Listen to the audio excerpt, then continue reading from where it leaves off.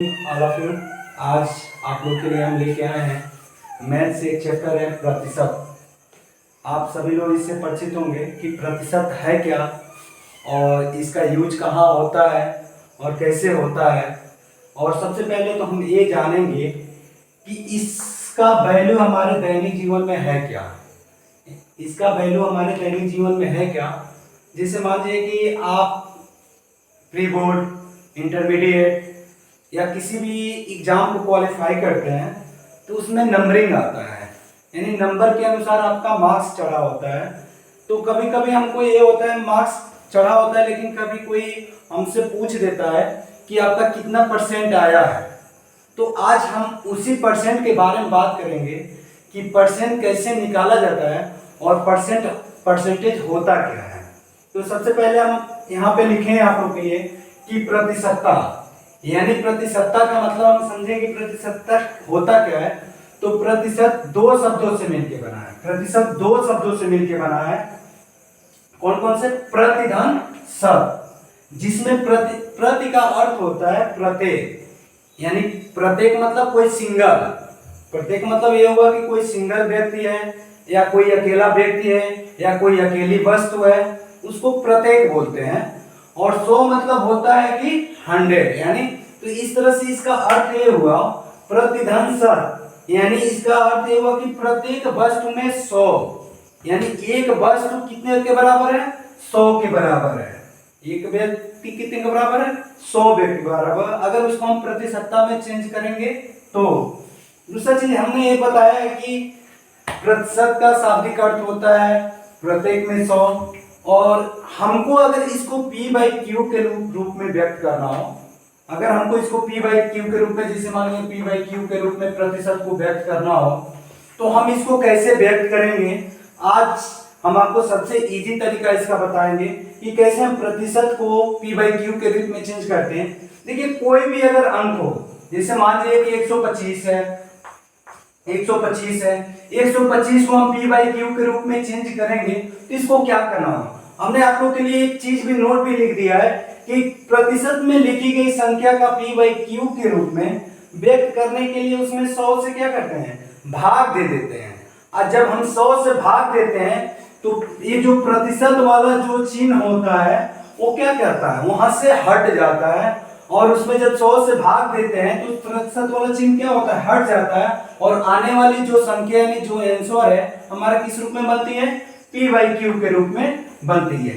जैसे मैंने एक एग्जांपल दिया कि 125 को P/Q के रूप में व्यक्त कीजिए, यानी 125% को P/Q के रूप में व्यक्त कीजिए। इसका सबसे आसान तरीका ये है, हम 125/100 करते हैं।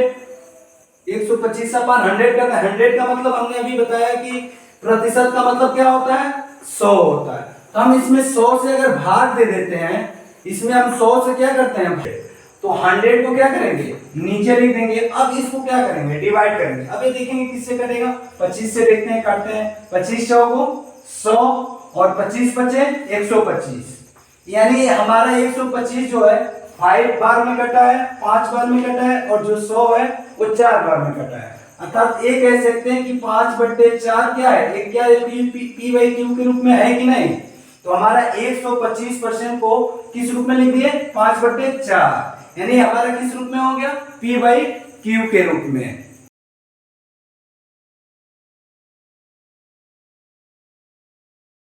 Q के रूप में। हाँ, तो हम ये कह रहे थे आपसे कि किसी भी प्रतिशत को, यानी प्रतिशत में लिखी गई संख्या को अगर हमको P/Q के रूप में व्यक्त करना है तो हम उसको कैसे करेंगे। जैसे कोई संख्या दे दी गई है परसेंटेज में, प्रतिशत में कोई संख्या दे दी गई है, जैसे दे दिया गया 125% को P/Q के रूप में, 125% को P/Q के रूप में व्यक्त कीजिए। अगर इस तरह से कोई संख्या है तो हम इस रूप में लिख दिए 5/4, यानी हमारा किस रूप में हो गया? P/Q के रूप में। देखिए, इसमें अभी हमने बताया कि P/Q के रूप में कैसे व्यक्त किया जाता है। हमने एक एग्जांपल भी करके बताया कि अगर P/Q को रूप में व्यक्त करना है किसी भी संख्या को अगर प्रतिशत के रूप में जैसे दिया है कि 125% को अभी हमने बताया, ठीक इसी तरह से एक और क्वेश्चन आपके सामने है, 16 सही 3 बटे 3 को भिन्न के रूप में व्यक्त कीजिए। 16 सही 3 को 16 सही 2 बटे 3 को, हाँ तो हम ये कह रहे थे आपसे कि किसी भी प्रतिशत को यानी प्रतिशत में लिखी गई संख्या को अगर हमको p/q के रूप में व्यक्त करना है तो हम उसको कैसे करेंगे। जैसे कोई संख्या दे दी गई है परसेंटेज में, प्रतिशत में कोई संख्या दे दी गई है, जैसे दे दिया गया है 125 प्रतिशत को p/q के रूप में, 125 प्रतिशत को p/q के रूप में व्यक्त कीजिए। अगर इस तरह से कोई संख्या है तो हम इसको कैसे सॉल्व करते हैं।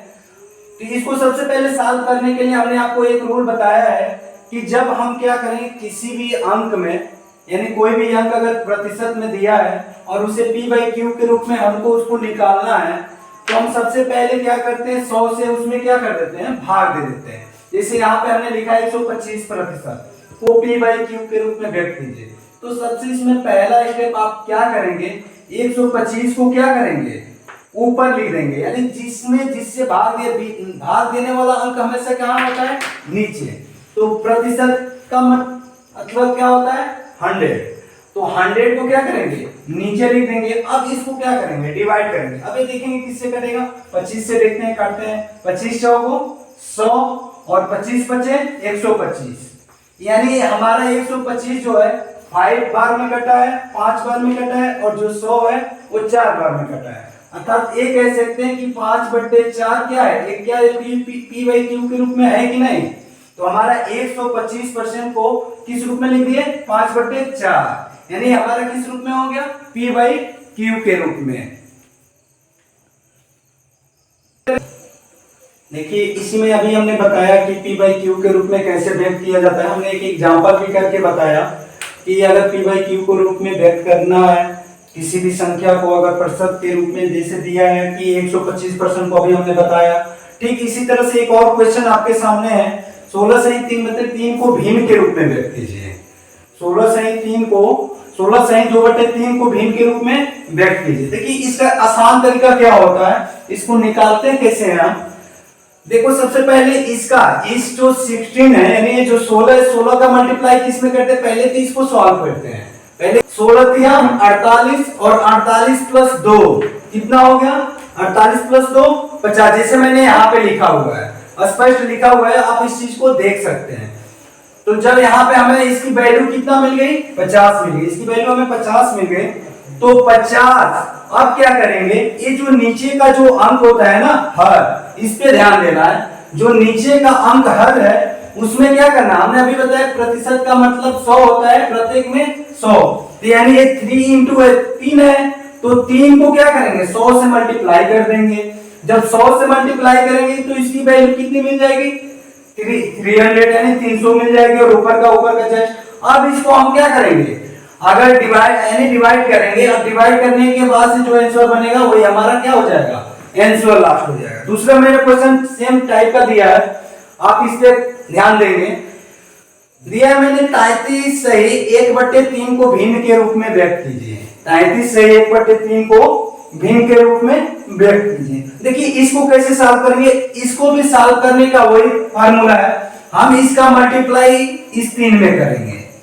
हम यानी 33 का मल्टीप्लाई किस में करेंगे, 3 में करेंगे, और 3 में मल्टीप्लाई करने के बाद से जो आपका आंसर आएगा उस आंसर को हम इस 1 में क्या कर देंगे, जोड़ देंगे। तो मल्टीप्लाई करते हैं, बढ़ते हैं, पहले इसकी वैल्यू को निकालते हैं।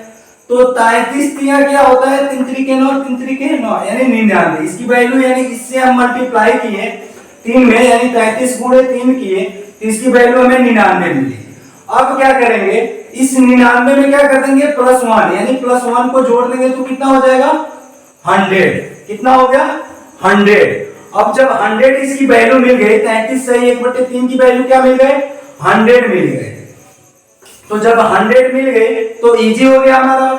तो अब क्या करेंगे, यानी 100/, तो हमने एक चीज बताया कि जो नीचे जो संख्या रहती है वो हमेशा उसमें क्या करते हैं, 100 से मल्टीप्लाई करते हैं। यानी 33 सही 1/3 की तो वैल्यू हमें कितना मिल गई, 100, लेकिन हमें इसको किस में, भिन्न के रूप में चेंज करना है। तो 100, तो ये बचा आपका क्या 3, तो 3 गुणे 100, 3 गुणे 100। अब इसको साफ करते हैं, देखते हैं क्या होता है, क्या आंसर आता है। तो 100 बटे क्या आएगा, 3 गुणे 100 का मतलब 300। अब ये डिवाइड करेंगे, कट जाएगा, 1/3 आंसर आ जाएगा। तो यही आपका क्या हो जाएगा, आंसर हो जाएगा।